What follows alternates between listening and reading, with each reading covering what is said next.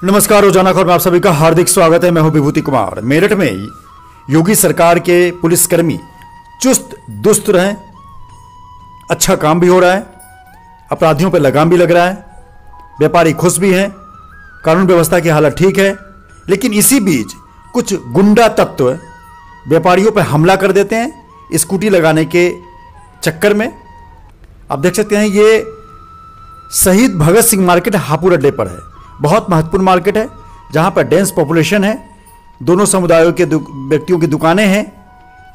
ये निशांत की दुकान है जहां पर ये सीसीटीवी कैमरे में आप देख रहे हैं, ये कूदे, कुछ लोग अंदर आए और दुकानदार को घसीट कर बाहर निकाल रहे, मार पीट रहे हैं। ये हापुड़ अड्डा वही है जहां पे दर्जनों पुलिसकर्मी हमेशा मौजूद रहते हैं।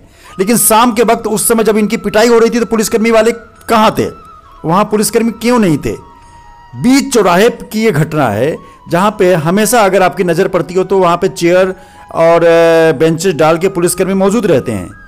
लेकिन सवाल है कि जब दुकान से खींच कर 10-15 गुंडे दुकानदार को मार रहे थे तो उस समय पुलिसकर्मी कहां थे? पुलिसकर्मी कार्रवाई करेंगे, अपराधी गिरफ्तार भी होंगे, लेकिन जो व्यापारी के अंदर दहशत बैठ गया है, वो कह रहा है व्यापारी कि अब मेरठ ही छोड़ दूंगा। आखिर इसका इलाज क्या है? कुछ दिन पहले पार्षद पर ई रिक्शा वालों ने हमला कर दिया, जुबेर नामक व्यक्ति गिरफ्तार हुआ और जेल गया। सुनिए दुकानदार क्या कह रहा है। भाई शॉट बना लो तो मुझे भी भेज देना।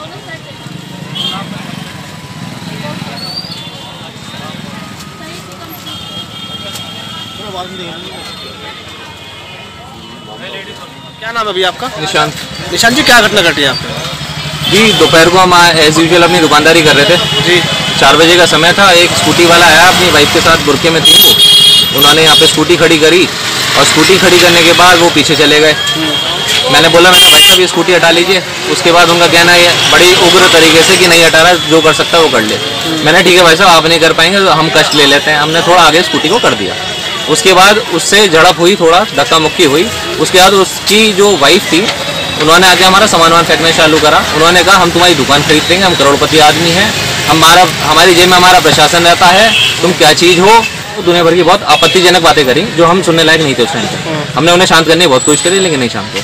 उसके बाद वो यहीं साइड में खड़े होकर थोड़ी देर बाद उनके साथ 10 से 12 जने जो कि बदमाश थे, लिटरली उनका चेहरा बदमाशों वाला था, वो आके खड़े हुए मेरे काउंटर पे।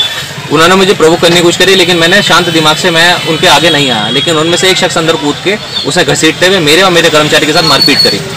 और मेरी मारपीट में मेरी गले की चेन जो कि अभी तक मिली नहीं है, ना मेरी दुकान में मिली है ना कुछ हुई है, तो मुझे लगता है कि उनके हाथ में ही वो चेन है और मेरे साथ लूट हुई है ना। ये था मारने के बाद 2 शख्स आते हैं, ये कहते हैं कि जिसने तुम्हारे पे हाथ लगाया है उसका बाप इंस्पेक्टर है, इसीलिए हमने यहाँ से चौपले से सारी पुलिस गायब करा दी। फिलहाल अब पुलिस आई है, पुलिस आई है, पुलिस बाद में आई है। कार्रवाई वही वाली बात है, जब काम हो जाता है तो पुलिस आ जाती है, ठीक है। तो हम सहमत हैं इस बात से, पुलिस हमारा साथ दे रही है, लेकिन उस टाइम पे मौजूद नहीं थी जिस टाइम पे हमें जरूरत थी पुलिस पे। आप अपने आप को कितना सुरक्षित मानते हैं? बस अब तो मन करता है यार, अब तो मुझे लगता है कि मेरिट ही छोड़ देना चाहिए यार। इस बदमाशी की हद पार हो चुकी है। मतलब खुलेआम दुकान के अंदर घुस के मारना, जबकि मैंने ये बोला, मैंने भाई बदतमीजी मत करो, फुटेज लगी हुई है, सीसीटीवी कैमरा लगा हुआ है। इसके बावजूद वो अंदर घुस के मेरे साथ मारपीट करके गए। तो भाई जब व्यापारी के साथ ये काम हो सकता है तो ये काम किसी के साथ भी हो सकता है, कोई सुरक्षित नहीं है। आगे घटना है क्या नाम? ये भगत सिंह मार्केट हापुड़ अड्डा में हमारी गुस्से के साथ होने वाली दुकान है, जबकि चौपले के हम बहुत ही करीब हैं। ये होने के बावजूद हमें कोई मदद नहीं मिली उस टाइम।